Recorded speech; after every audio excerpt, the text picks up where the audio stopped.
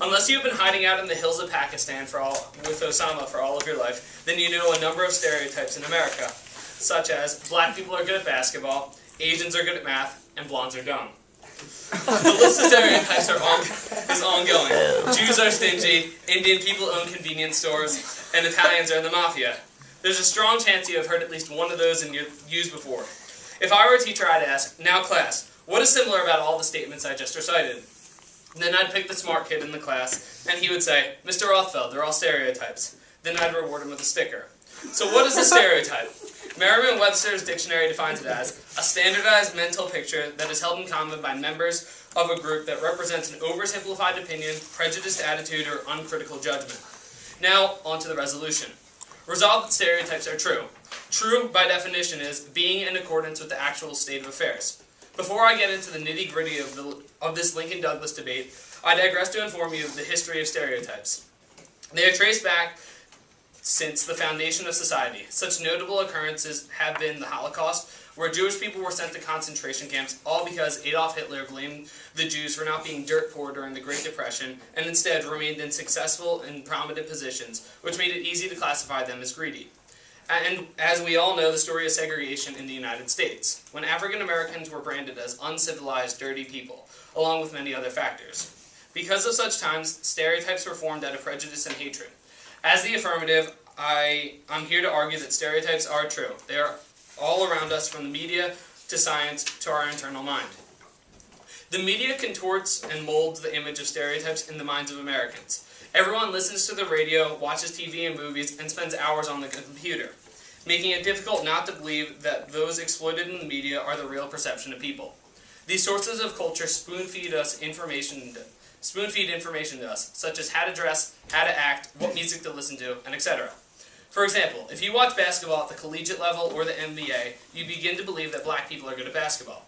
If you don't believe that stereotype, then try this. During the 2008-2009 NBA season, almost 82% of NBA players were black. That is the National Basketball Association, a billion-dollar industry that takes the best basketball players in the world, regardless of sexual orientation, race, religion, and background, and puts them on the court to play ball. It just so happens that over 3/4 of the league is made up of black people. For the average fan to be watching, it is hard not to believe that black people aren't good at basketball, because the best players a fan will watch will probably be black. The media does a great job conveying stereotypes and exposes its viewers to them at young ages. For example, on Zoe 101, the episode I saw had a white roommate named Chase playing the guitar, which is an instrument primarily played by white people, and in walks his black roommate, Michael, holding a basketball. Stereotypes surround us, and it is next to impossible not to get caught up in them. To talk about stereotypes, I feel that it becomes pertinent to look at it from a scientific standpoint. What people call stereotypes are what scientists call empirical generalizations, and they are the groundwork of scientific theory. That is part of a scientist's job. They make generalizations. Many stereotypes are empirical generalizations with the statistical basis, thus on average tends to be true. If these statements about people that become stereotypes were in fact not true, then they would not become stereotypes in the first place. Taking a look from the time of evolution in early history, when stereotypes are around that men are superior to women because of their accomplishments, hence them almost being non-existent in some societies, or solely there to produce children. Lastly, I bring up that stereotypes are all relative to social perception and human judgment. Everyone can argue that it is human nature to judge people. We are all guilty of it. Take, for instance, if a new kid came to school and he had half blue, half purple hair, and wore all black. We would instantly say to our peers, "The new guy is emo," without even getting a chance to know him. We're all quick to judge people, because stereotypes surround us at all times. We've grown up with them, and now, whether we like to admit it or not, they are preconceived ideas. Stereotypes mold the way we think. It is the reason why people don't branch out or act a certain way, because people think it is expected to behave and associate themselves with certain people similar to them. This constant cycle of expecting how certain people should be is a stereotype in itself, and this cycle will not stop anytime soon. The negative will argue that stereotypes are not true because they need to be broken down on an individual level in order to see that they aren't true. But if I refer back to the definition that I had stated before, a stereotype is a standardized mental picture that is held in common by members of a group.